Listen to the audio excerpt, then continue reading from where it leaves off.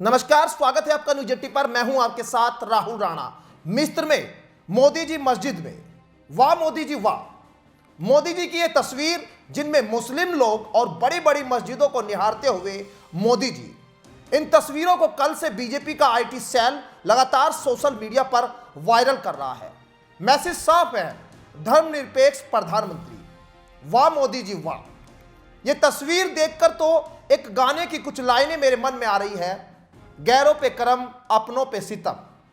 तस्वीरें अच्छी है, लेकिन इन तस्वीरों के सामने आने के बाद भारत में मुसलमान शायद थोड़ा असहज हो और पूछ रहा है कि मोदी जी, भारत में भी अच्छी अच्छी मस्जिदें हैं, कभी यहां भी आओ।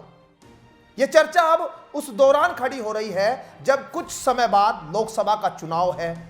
भाजपा के मंचों से कभी 80-20 की गूंज सुनाई देती है, कभी भाजपा के मंत्री गिरिराज सिंह मुस्लिमों को पाकिस्तान जाने की नसीहत देने जैसे बयान देते हैं। लेकिन चुनाव आते ही मानो तस्वीर कुछ बदलने लगी हो। आपको याद होगा, अमेरिका दौरे के दौरान अमेरिकी मीडिया ने प्रधानमंत्री से अल्पसंख्यकों के अधिकार को लेकर सवाल पूछ लिया था। लोकतंत्र और प्रेस पर हमले से जुड़े सवाल भी पीएम मोदी के दौरे में उनसे पूछे गए और इन सवालों को अमेरिका मीडिया ने प्रमुखता से उठाया, जिनकी चर्चा भारत में खूब हुई।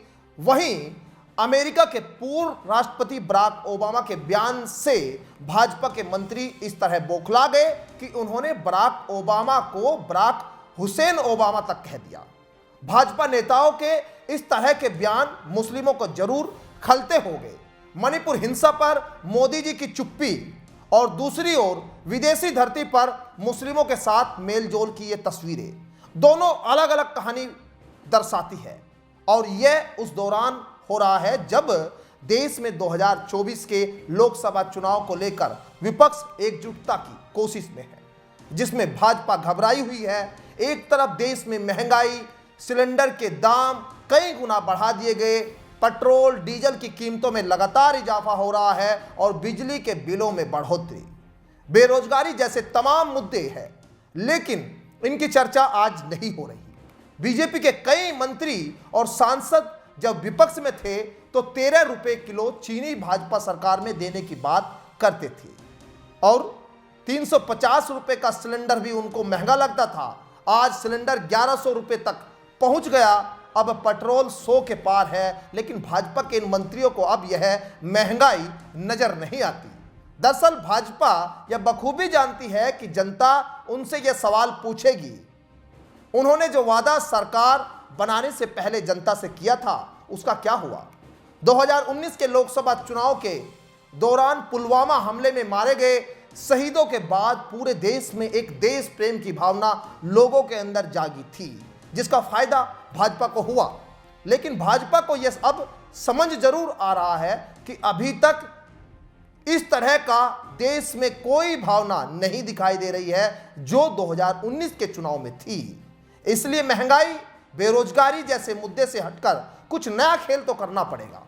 कुश्ती के अखाड़े में जब दो पहलवान लड़ते हैं तो जनता को भी कुश्ती देखने में मजा आता है, लेकिन यहां तो राजा ने पहले ही अपने विरोधी राहुल गांधी को इस कुश्ती के अखाड़े से पहले ही डिस्क्वालीफाई कर दिया।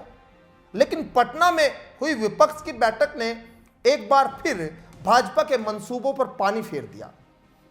जहां भाजपा को लग रहा था कि विपक्ष एकजुट नहीं होगा, जिसका फायदा सीधा भाजपा को मिलना था, लेकिन अब अगर एक सीट, एक प्रत्याशी विपक्ष ने उतार दिया तो भाजपा के लिए मुश्किलें जरूर खड़ी हो सकती है। इसलिए हो सकता है कि धर्मनिरपेक्ष प्रधानमंत्री और मुस्लिमों के बीच प्रधानमंत्री की मेलजोल की तस्वीरें आगे भी इस तरह से सामने आए। इस खबर पर आपकी क्या राय है? आप क्या समझते हैं? हमें जरूर कमेंट बॉक्स में बताइए। फिलहाल मेरे साथ इस तस्वीर में, इस वीडियो में इतना ही। मुझे दीजिए इजाजत। नमस्कार।